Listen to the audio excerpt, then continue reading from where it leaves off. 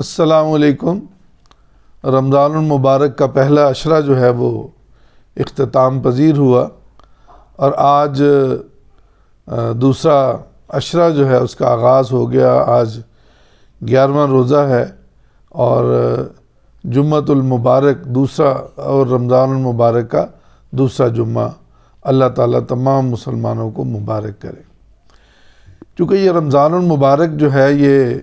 نیکیوں کا موسم بہار ہے اور اس میں ہم کوشش کرتے ہیں کہ زیادہ سے زیادہ عبادات کریں اور اللہ تعالیٰ سے زیادہ دعائیں جو ہیں وہ مانگیں، لیکن یہ یاد رکھیں کہ دعاؤں کی قبولیت جو ہے اس کے لیے بھی کوئی ترتیب ہے، کوئی ایسی بنائی ہوئی کہ اللہ تعالیٰ جو ہے وہ بعض اوقات یہ بھی ہوتا ہے، بسا اوقات ہم کہتے ہیں کہ اللہ تعالیٰ ہماری دعائیں جو ہیں وہ کیوں قبول نہیں کر رہا، لیکن ہم اپنے روزمرہ کے معمولات اور معاملات کے اوپر غور نہیں کرتے۔ آئیے ایک حدیث صحیح مسلم کی وہ اس کے اوپر غور کرتے ہیں اور دیکھتے ہیں کہ اس کے مطابق دعائیں جو ہیں وہ کس کی قبول نہیں ہوتی۔ عن ابی ہریرہ قال قال رسول اللہ صلی اللہ علیہ وسلم ایھا الناس ان اللہ طیب لا يقبل الا طیبا وان اللہ امر المؤمنین بما امر به المرسلین فقال یا ایھا الرسل کلوا من الطیبات واعملوا صالحا انی بما تعملون علیم۔ سورہ مومنون آیت 51۔ وقال یا ایھا الذین آمنوا کلوا من طیبات ما رزقناکم۔ سورہ بقرہ آیا 172۔ ثم ذکر الرجل یطیل السفر اشعث اغبر یمد یدیہ الی السماء یا ربی یا ربی ومطعمہ حرام ومشربہ حرام وملبسہ حرام وغذی بالحرام فانی یستجاب لذالک۔ اس کا ترجمہ جو ہے وہ کچھ اس طرح سے ہے۔ سیدنا ابو ہریرہ رضی اللہ تعالی عنہ نے روایت کی کہ رسول اللہ صلی اللہ علیہ وسلم نے فرمایا، اے لوگو، اللہ تعالیٰ پاک ہے اور نہیں قبول کرتا مگر پاک مال کو، یعنی حلال کو، اور اللہ پاک نے مومنوں کو وہی حکم کیا جو مرسلین کو حکم کیا، اور فرمایا، اے رسولو، کھاؤ پاکیزہ چیزیں اور نیک عمل کرو، میں تمہارے کاموں کو جانتا ہوں۔ اور پھر فرمایا، اے ایمان والو، کھاؤ پاک چیزیں جو ہم نے تم کو دیں۔ پھر ذکر کیا ایسے شخص کا کہ جو لمبے لمبے سفر کرتا ہے اور گرد و غبار میں بھرا ہوا ہے، یعنی اس سے مراد یہ ہے کہ لمبے لمبے سفر سے حج کا سفر ہے یا جہاد کا سفر ہے کہ اس سفر کی وجہ سے اس کی تھکان جو ہے وہ بھی ہمیں نظر آ رہی ہے، اس کا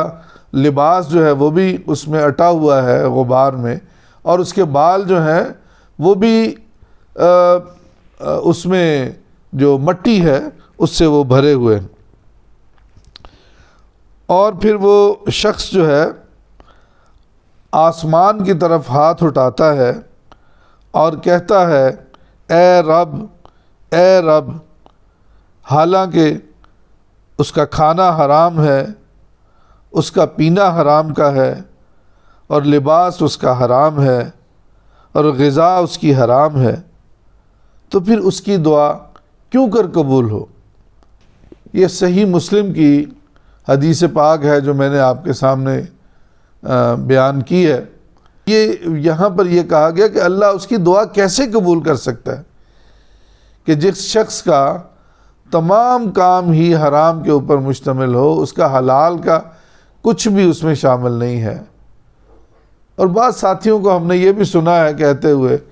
کہ ہم اتنی دیر سے دعائیں کر رہے ہیں، سب کچھ کر رہے ہیں، لیکن ہمیں اللہ تعالیٰ پتہ نہیں کیا ہے، ہماری دعاؤں کو قبول ہی نہیں کر رہا، اور پھر اس وجہ سے وہ دعا کرنا جو ہے وہ چھوڑ دیتے ہیں، اور اپنے آپ کے اوپر غور نہیں کرتے کہ ہماری دعائیں کیوں قبول نہیں ہو رہی۔ ایک اور حدیث پاک ہے کہ جس کا مفہوم یہ ہے کہ دعا کی قبولیت کے 3 درجے ہیں۔ نمبر 1 تو یہ ہے کہ جو دعا جو شخص، جو مومن سچے دل سے مانگ رہا ہے، اللہ تعالیٰ اس کی وہی دعا جو کچھ وہ مانگ رہا ہے اس کو من و عن عطا کر دیتے ہیں۔ اور دوسری دعا کی قبولیت کا یہ ہے کہ اللہ وہ دعا مانگ رہا ہے وہ اس کے حق میں بہتر نہیں ہے، اور بدلے میں اس سے کوئی مصیبت، کوئی اور آفت اس کے اوپر آنے والی ہوتی ہے، وہ اسے دور کر دیتے ہیں، یا اس کے متبادل کوئی اور چیز جو ہے وہ اسے عطا کر دیتے ہیں۔ تو یہ دوسرا درجہ ہے اس کی دعا کی قبولیت کا۔ اور تیسرا جو درجہ ہے دعا کی قبولیت کا وہ یہ ہے کہ اللہ تعالیٰ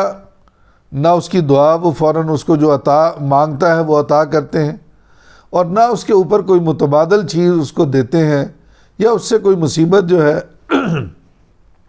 وہ ٹال دی جاتی ہے، بلکہ اس کا اجر قیامت والے دن اللہ تعالیٰ نے اپنے پاس محفوظ رکھا ہوتا ہے، اور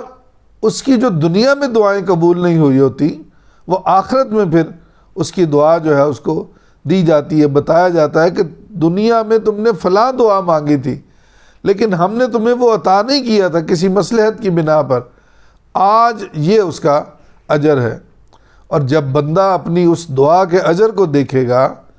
تو اس وقت وہ دعا کرے گا کہ کاش دنیا میں میری کوئی دعا جو ہے وہ قبول نہ ہوئی ہوتی، یعنی اتنا بڑا اجر ہے اللہ کے ہاں۔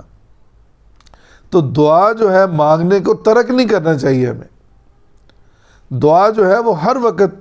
ہمیں مانگتے رہنا چاہیے، لیکن اس سے پہلے ہمیں اپنا کھانا پینا، اپنے معمولات، اپنے جو معاملات ہیں ان کو حرام جو اشیاء ہیں، جو حرام ذریعہ آمدن ہے ہماری، جو کمائی کے ذریعے غلط ہیں، ان کو روکنا ہوگا، چونکہ جب تک ہم حرام کمائی کو نہیں روکیں گے، اپنے گھر آنے دیں گے، تو ظاہری بات ہے کہ اس سے پھر اللہ تعالیٰ جو ہے وہ دعاؤں کو قبول نہیں کرتا۔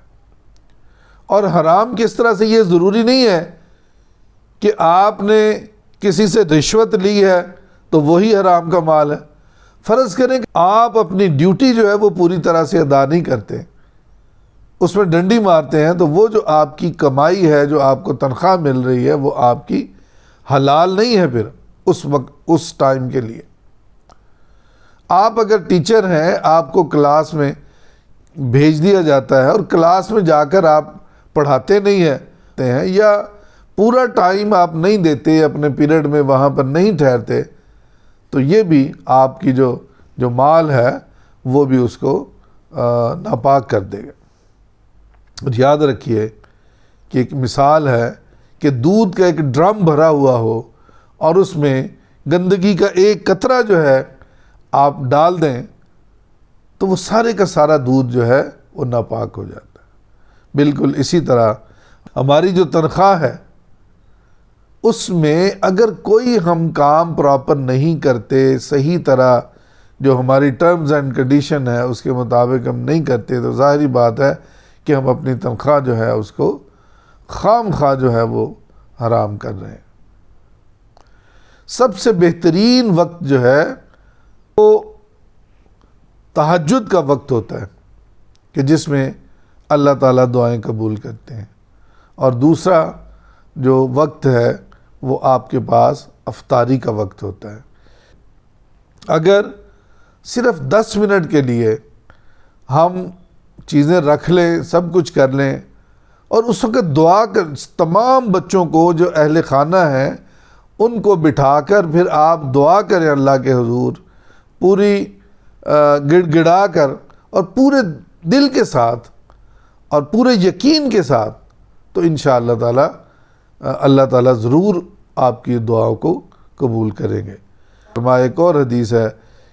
کہ اللہ تعالیٰ سے آپ جس طرح کا گمان کرتے ہیں اللہ تعالیٰ اسی طرح آپ کو ملتا ہے۔ اگر آپ کے دل میں دعا کرتے وقت کوئی ایسی چیز ہے پتہ نہیں میری دعا یہ قبول ہوگی یا نہیں ہوگی، تو پھر اس طرح کی دعائیں جو ہیں قبول نہیں ہوتی۔ پورے یقین کے ساتھ، پورے ارادے کے ساتھ، سچی نیت کے ساتھ اللہ سے مانگیں، اللہ تعالیٰ ضرور آپ کی دعائیں جو ہیں انشاءاللہ تعالیٰ قبول کرے گا۔ اللہ تعالیٰ سے دعا ہے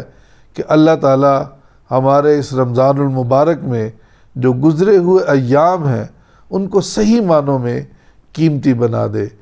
آمین ثم آمین۔